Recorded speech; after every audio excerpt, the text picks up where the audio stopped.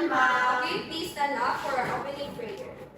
In the name of the Father, the Son, and the Holy Spirit, amen. Lord, thank you for today. Thank you for guidance and protection. Please give knowledge and wisdom to the students and guide us for today.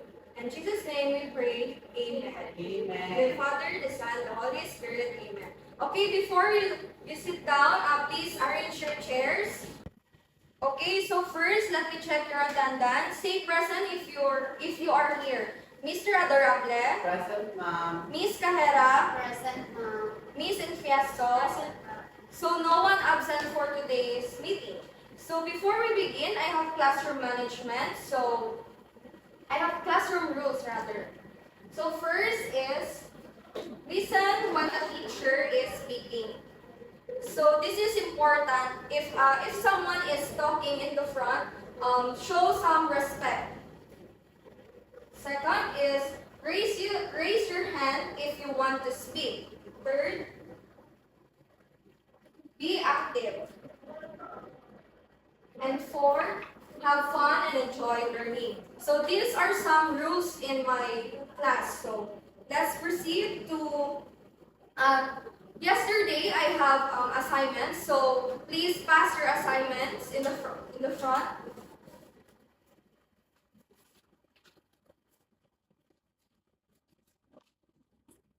Okay, thank you. So I have some review for our yesterday discussion based on your assignment. So what is noun for you in a simple words? Yes, Mr. Adorable? So when we say noun, ma'am, it refers to places, it refers to names, persons, things, and events. Okay, thank you. So let us clap our hands to Mr. Adorable. Okay, students, so we have a game. So the game called Subverb Tic-Tac-Toe. So the mechanics of this game is the one who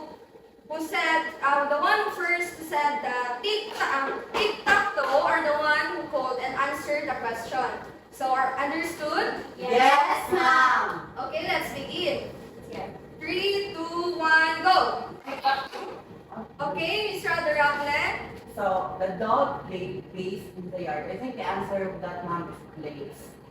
Okay, that's right. Okay, next question is 3, 2, 1, go! Okay, Miss Rhea? She reads a book every night. I think the answer is reads. Okay, that's good. Okay, next question. 3, 2, 1, go! Okay, Miss Cajera? The teacher grades the student's assignment. I think the answer is grade. Great. Okay, that's good. So last question. 3, 2, 1, go! Okay, Miss Rhea? They play football after school. I think played. That's right. Okay. So that's the end of our game. So our next is activities. So may I call on Teacher Rika to discuss about this. So good afternoon class. So before I start, let me introduce myself first. I am Rika May Valero, but can you call me Teacher Rika? So we have here in our activity and we called Flash and Bell. So anyone can read this number 1. So please raise your hand if you want to read number 1. Yes, Miss Mahira. We have paid him the money. Answer. And the answer is we have paid him the money. Yes, that is correct. So we have number 2. Anyone? Okay, so just go ahead. I have both, has both places for a watch. I think I have both. Yes, that is correct. So we proceed. Number 3. Yes, now.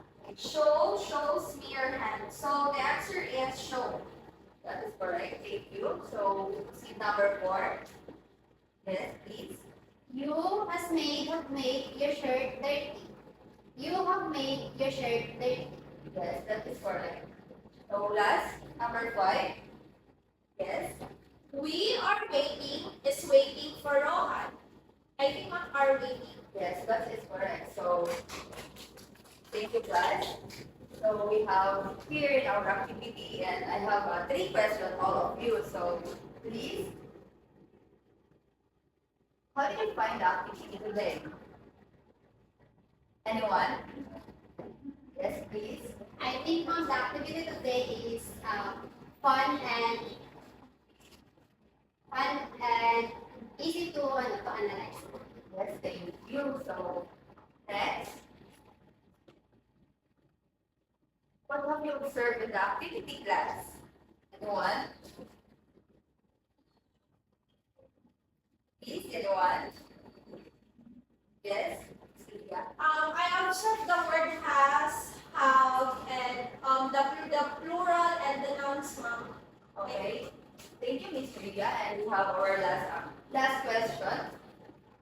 Do you have an idea about what will be our topic for today, class? Yes, please. I guess the topic for today is about the plural nouns or subjects. Okay, thank you. Thank you for your answering, class. So, before we proceed to our proper discussion, may I call Teacher Jade Adarable. Okay, class. Good afternoon, everyone. Good afternoon, Teacher Jade. Okay, so how are you feeling today? Very good. If I would. Okay, that's good. Today, we are going to talk about a very interesting topic. So, it is called the subject-verb agreement. But before going deep to the topic that I have prepared for you today, let's have first read our learning objectives. So, who wants to read our learning objectives? Okay, Miss Kahera. At the end of the lesson, the students will be able to identify the concept of subject-verb agreement and value the use of subject-verb agreement, and thus create a journal entry utilizing the proper usage of subject-verb agreement. Okay, thank you for that. So based on our objectives, today we have first to identify the concept of subject-verb agreement. So this includes learning the proper definition of subject-verb agreement, knowing the background of what subject-verb agreement is. And then after that, we need to know the value in the proper usage of the subject-verb agreement and creating a well-constructed, grammatically correct sentences. And then after that, you are going to create a journal containing the proper usage of subject-verb agreement. So before we are going to discuss some important parts, may I know everyone in this class who has an idea what is subject-verb agreement? Or do you have a little bit of idea, or do you encounter the subject-verb agreement back in your previous years here in high school? Anyone from the class? Wala. Okay, yes. Based on my knowledge of subject-verb agreement, the verb is that it should agree with the subject. That's a nice idea. Thank you for that. So yes, that is correct. The subject must agree with the number of the verb rather must agree with the number of the subject and the sentence. So that's nice an idea. But before going to tackle more about what is subject-verb agreement, let's now have first define what is verb, what is singular verb, what is a subject, and what is a collective noun in order to grasp easily the concept of subject-verb agreement. So here, first we have singular verb. Next slide, please. So who wants to read what is singular verb? Okay, Miss Una. Singular verb, these are verbs used when one object is doing an action. Very good. So when we say singular verb, everyone, from the word singular, which is derived from the root word single, it refers to an object or to an action when only one person or only one subject is doing a certain act. So here we have an example. So how do you read this? Everyone from the class. The baby drinks milk. So here in this sentences, what is or who are our subject here? The baby. Very good. So the baby here is what? A singular or a plural subject? Singular. Very good. And according to here, singular verb occurs when our subject is. Singular. That's why we use the verb drinks because our subject is. Singular. Yes, very good. In class, I want also all of you to know that not all S at the end of a sentence indicated that it is plural. I want you all to remember that because here, if we can see here, the drinks or the drink word has an S, but it is not considered as what? Plural. Very good. It is considered as singular noun. Verb rather. So here we have another example. So everyone read this.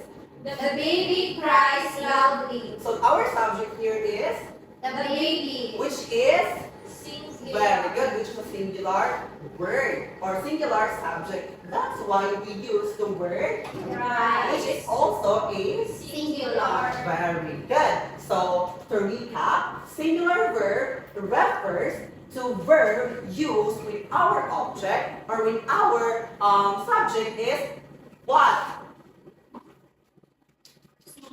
Singular, very good. Next slide, please. So if we have singular verb, we have also collective nouns. So next slide, please. So who wants to read what is the meaning or the definition of collective nouns? Yes, Miss Carrera. These are nouns that refers to a group of people, animals, or things as a single entity.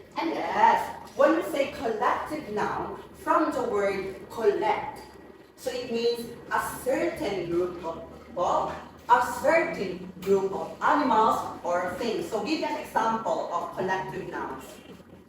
We have what? Yes? A 1 cup of rice. No? That is not a collective noun. So let me give you an example. Children. So children is an example of collective nouns because it indicates a group of people. Diba? So although it is not a singular or singular noun or singular verb, but when we say collective noun, from the word itself, collect, it refers to a group of people, a group of animals, a group of things. Let's for example, a whole bookshelves of books. Diba? So it refers as a collective noun because we are referring to a group of books as a whole, not as a single book, but as a whole. So here we have an example. So we have here a bottle of milk.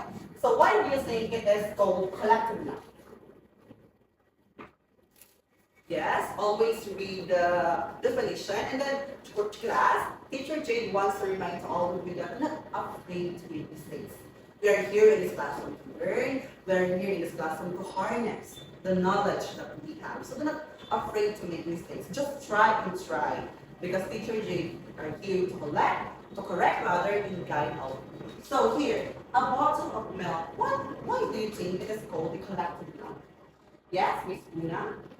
I think a bottle of milk is milk is a part of a thing. So under the collective nouns is things. So that one is the example. Very good. So let's give a hand.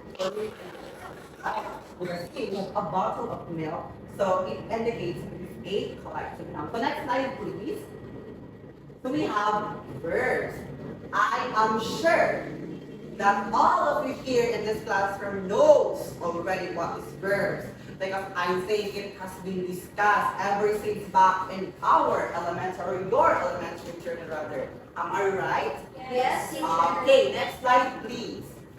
So who wants to read what is verbs? Yes, Miss. And yes, These are words that describe an action, occurrence or state of being. It can also be regular or irregular, depending on how they form their past tense and past participles. Okay, very good. So when we say verb class, teacher Jake wants to highlight the word. It describes an action, occurrence, or state of being. So in short and a simple explanation, when you say verb, it is an action word. So give me an action word, Miss Kahera. Dancing. Louder. Dancing, Very sir. good. New Miss and Fiesto. Eating. Eating, very good. You Miss Puna. Singing. Very good. So I think you are all familiar what is verb. So next slide, please. So subjects. If we have verb, we have also subjects. So what is subject, ma'am? Please go to the next slide. So who wants to read the definition of subject? Okay, Miss Puna. Subjects, it is usually a noun or pronoun and is typically located at the beginning of a sentence. Very good. So when we say subject class, it is a noun or a pronoun. And when we say noun, it does not only refers to a person. It can refer to a thing, it can refer to an event, it can refer to a specific thing that has been what we call this, that has been described on the sentences. And according here, it typically found at the beginning of the sentence. So, here, let's go back to this example. So, please disregard singular verb. Please, okay. Sorry, class, my bad. So we have example verb. So here, so who wants to read? Yes, Miss Ahera. Alex walked into the store. So who do you think is the subject here? Alice. Yes, Alex. So according to the rule,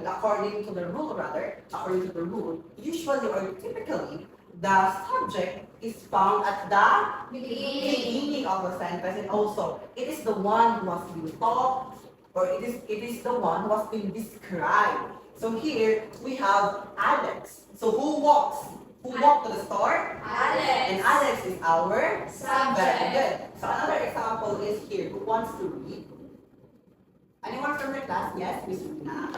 You were a great painter. Very good. So who do you think, or what do you think is our subject in this example? You. Very good, because you is found at the Beginning. and also it is the top of the sentence. It is the one who has been taught, who has been doing the actions at the sentence. So next slide, please.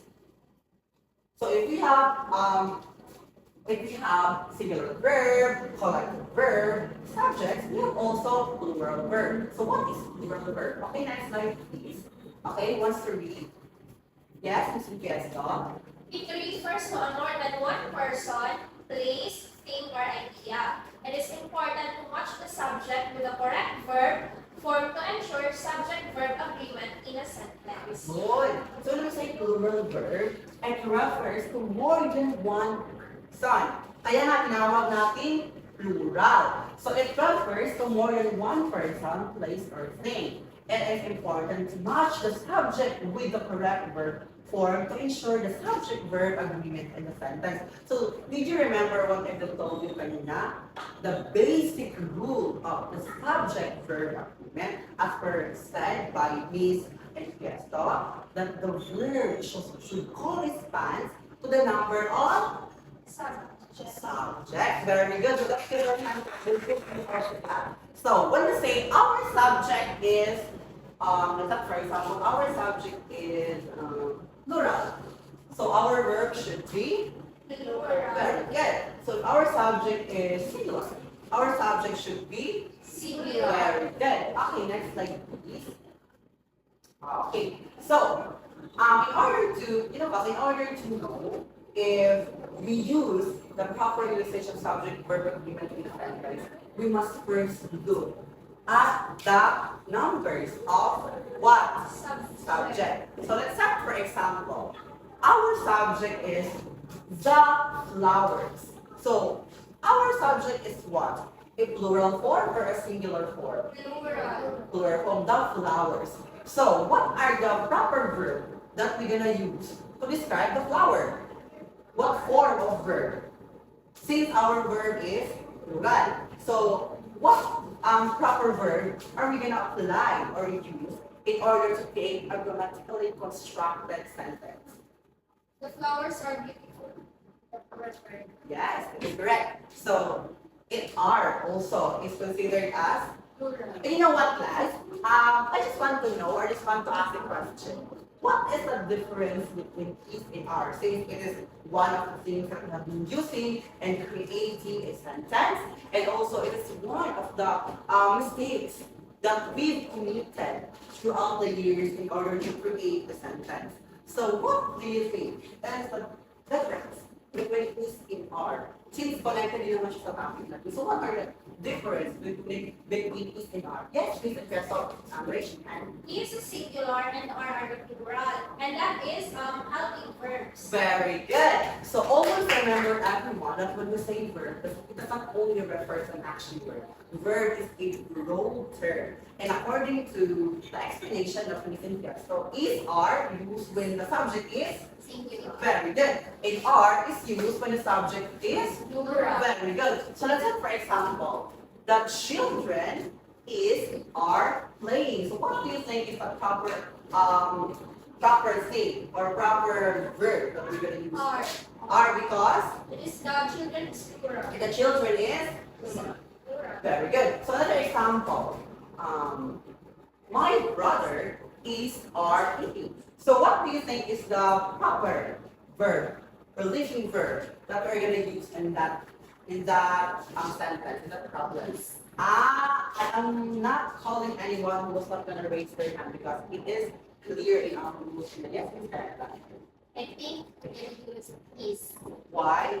because the word brother is singular. Very good. Brother is singular. That's why you use is because it also represents a singular indicating verb. So always remember, class. Always remember, everyone, that when we are going to instruct a sentence, subject verb agreement or having knowledge on what subject verb agreement is very important. And always put in our minds, always put on our hypothalamus that the basic rule in creating a sentence, the verb should agree on the number of subjects. Very good. So I think you've learned something today. So to have a quick summarization. So when you say singular verb, it refers to a what? To a singular verb. It refers to Singular subject. yes, very good, singular subject. I am happy that you're listening to our class. So when we say collective nouns, it is what? It refers to the Place, A things. group of things. Oh, very good. Ayun, when we say collective noun, it refers to a group of things, group of people, animals, or root from the word itself, collective. Derived from the root word collect. So this is subject. What is subject? The topic of the sentence. Very the topic of the sentence that can be found at the beginning. beginning of the sentence. Very good. And when we say plural verb, very good. It refers an action that has been done or has been doing by more than one person or subject. So I am happy that you listened in our discussion. So what is verb? It is an action word. Very good. So verb is an action word. And always remember, class, that verb does not only represent an action. We have many verbs, but I will not disclose that topic much because it is the topic. It is our topic rather tomorrow. So are you excited for another topic? Yes. Okay, so to test if you have learned something from the discussion that has been presented by Teacher Richie, let me call Teacher Cajero for our application. Thank you everyone for listening. Afternoon class, I'm your teacher for today. I'm Teacher Arlene Cajera and you can call me Teacher Lee. And today we're gonna have our activity. Our activity is to create a short journal entry on a 1/2 sheet of paper about how your day went yesterday. Included in your journal is what happened to you yesterday. I'll be giving you 5 minutes to do the activity. And this is our criteria in journal making. First is content. Journal entry demonstrates a deep understanding of subject-verb agreement. And reflection provides insightful analysis and personal connection to the lesson. And third is application. Effectively applies subject-verb agreement rules in writing examples. And the fourth one is creativity. Demonstrate creativity in expressing thoughts and ideas. Lastly is grammar. Shows mastery of grammar and punctuation in the journal entry. Your 5 minutes starts now.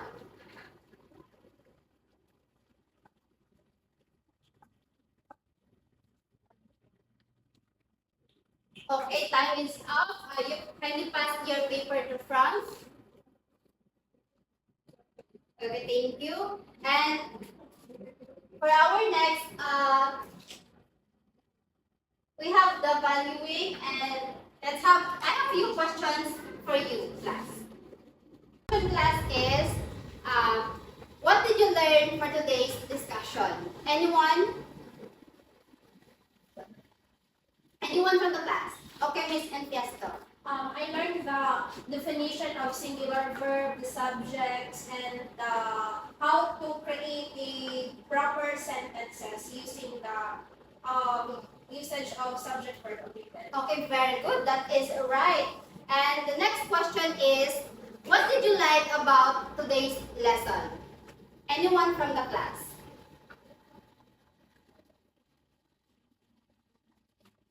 Okay, Miss Muna.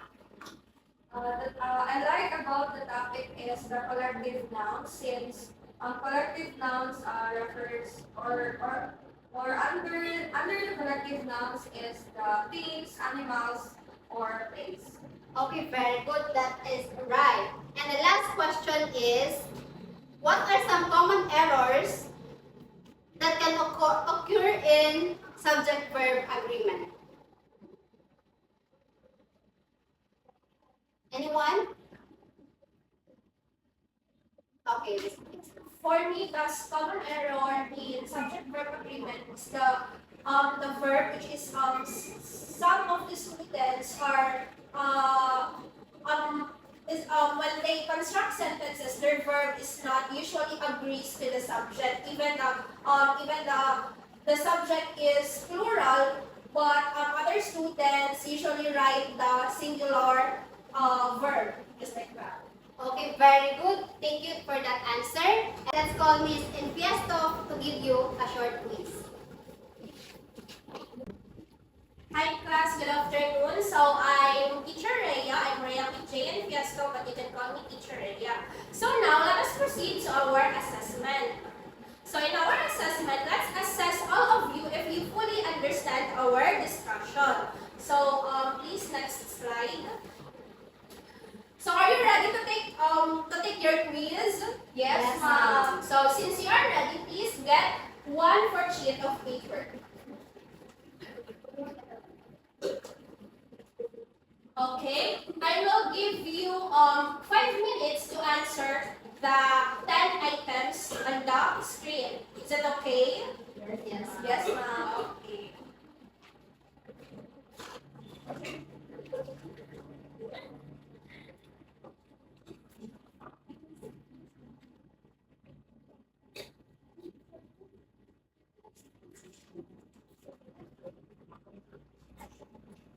Okay, class, are you done? Not yet. Okay, take your time.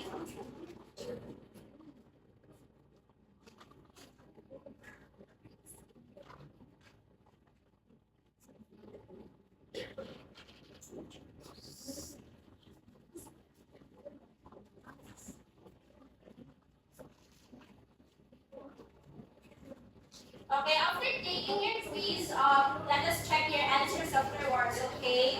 Yes, ma'am.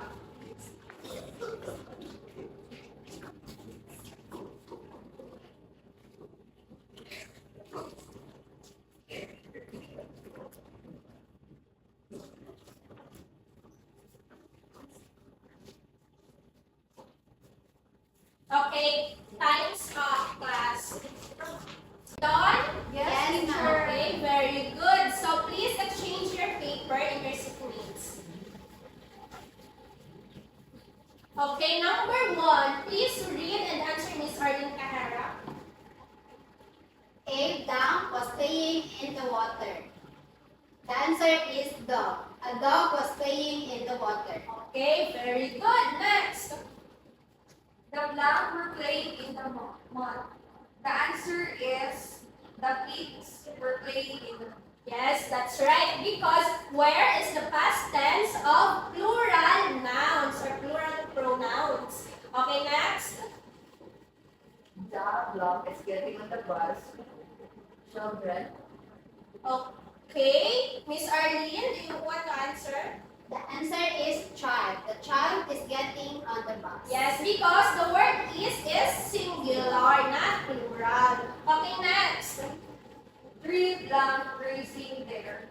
So the answer is 3 deers are grazing there. Okay, that's right. Deers are.